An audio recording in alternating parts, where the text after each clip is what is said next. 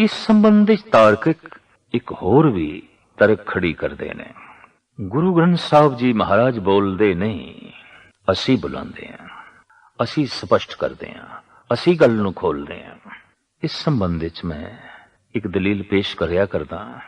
एक अनपढ़ स्त्री दा पति किधरे परदेश चला गया है। मुद्दत पाके उसने अपनी पत्नी नूं प्यार भरी पत्रिका लिखी है। जिस तरह का रिश्ता होवे संबंधित अल्फाज वैसे ही लिखे जाते ने। जैसे भिरा भिरा नूं चिट्ठी लिखे तो भिरा करके ही संबोधन करता है, भाई करके संबोधन करता है। पुत्र पिता नूं चिट्ठी लिखे तो पिता रूप में संबोधन करता है, या पिता पुत्र नूं चिट्ठी लिखे तो उसनूं पुत्र रूप में संबोधन करता है। पति ने पत्नी नूं चिट्ठी लिखी है तो उसने पत्नी रूप में उसनूं संबोधन किया है, मेरी प्यारी पत्नी। उसका नाम उसनूं संबोधन करके ये संबंधित अल्फाज उसने लिखे ने। चिट्ठी पत्नी दे हथ च है, पढ़ नहीं सकती, अनपढ़ है। पड़ोसी दे घर चली गई, कहती है वीर जी ये चिट्ठी पढ़ के सुनाओ। पता नहीं किसदी है, कित्थों आई है। ये पड़ोसी चिट्ठी खोल के पढ़न लगे, मेरी प्यारी पत्नी। गल ते समझ गई, चिट्ठी पति दी है और हुंगारा भरी जाती है। जो जो पति ने लिखे है ये पड़ोसी पढ़ के सुना रहे है। पत्नी शौक नाल सुनी जा रही है, एकाग्रचित होके सुनी जा रही है, हुंगारा भरी जा रही है, प्रसन्न हो जा रही है।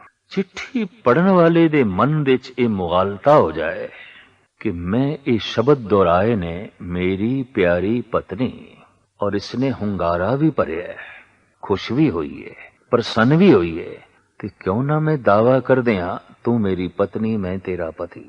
चिट्ठी पढ़ के सुनाण वाला जे पति होने दा दावा करे दुष्ट है, दुराचारी है। गुरु ग्रंथ साहब जी महाराज दी बाणी पढ़ के सुनाण वाला व्याख्याकार अगर गुरु होने दा दावा करे तो उस तो वड्डा होर कोई पखंडी नहीं, उस तो वड्डा होर कोई झूठा नहीं। सत्कार है तेरा, सम्मान है तेरा, धन्यवाद है तेरा कि तू चिट्ठी पढ़ के सुना देती। पर बदकिस्मती है तेरी कि तू दावा कर देता है कि खसमी मैं, ये चिट्ठी मेरी।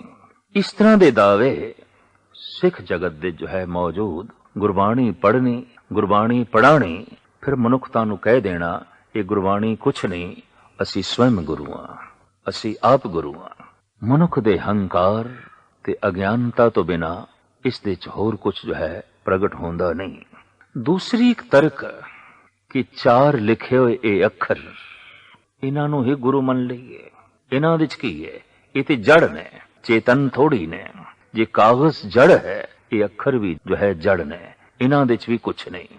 इस संबंध विच एक जवाब। परदेश गए एक बच्चे ने अपने घर अज चिट्ठी लिखी है मां बाप नूं। ये भैण दा इकलौता भरा है, ये मां बाप दा इकलौता लड़का है, ये पत्नी दा प्यारा पति है। इस चिट्ठी नूं पढ़ के सारा घर नच उठिया, खुश हो रहे है, बार बार चुमदे पैने। सवाल ये पैदा होंदा है इन्हां घर वालियां नूं कौन समझाए, चार अखर ही ते ने जिन्हों पढ़ के नचदे पे हो, जिन्हों पढ़ के खुश पे होंदे हो, जिन्हों पढ़ के आपे तो बाहर पे होंदे हो। और अज एक टेलीग्राम आ गई, थोड़े जी अखर ने भी थोड़े बच्चे दा एक्सीडेंट हो गया, हादसा हो गया, उसते च उसदी मृत्यु हो गई है। सारे घर विच मातम छा गया, भैण दे हंझू थमदे नहीं, पत्नी दे श्वास थम गए ने, मां दा चलना जमीन ते मुहाल होया है और पिता दे सिर ते आसमान डिग पिया। घर शमशान घाट बन गया। हुण कोई तर्कशील पुरुष इन्हां नूं इह आखे चार अखरां नूं पढ़ के ही घर नूं शमशान घाट बना बैठे हो। सिर्फ चार अखरां नूं पढ़ के ही इतना वड्डा रुदन। ठीक है, चार अखर ही ने, पर इन्हां चार अखरां विच बहुत कुछ है, बहुत कुछ है।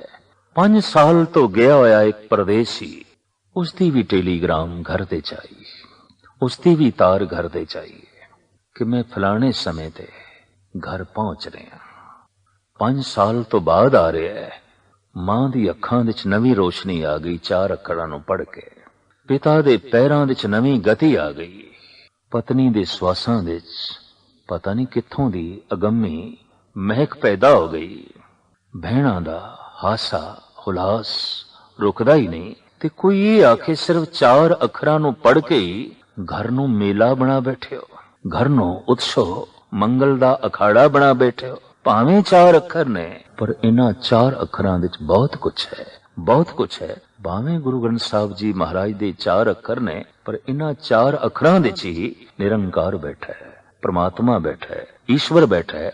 ਅਗਰ ਸਮਝਣ ਦੀ ਤੌਫੀਕ ਹੋਵੇ, ਅਗਰ ਜਾਣਨ ਦਾ ਮਨ ਹੋਵੇ ਔਰ ਅੰਦਰ ਸ਼ਰਧਾ ਹੋਵੇ ਤਾਂ ਇਹਨਾਂ ਅੱਖਰਾਂ ਵਿੱਚ ਹੀ ਪ੍ਰਮਾਤਮਾ ਦੀ ਝਲਕ ਮਿਲ ਜਾਂਦੀ ਹੈ।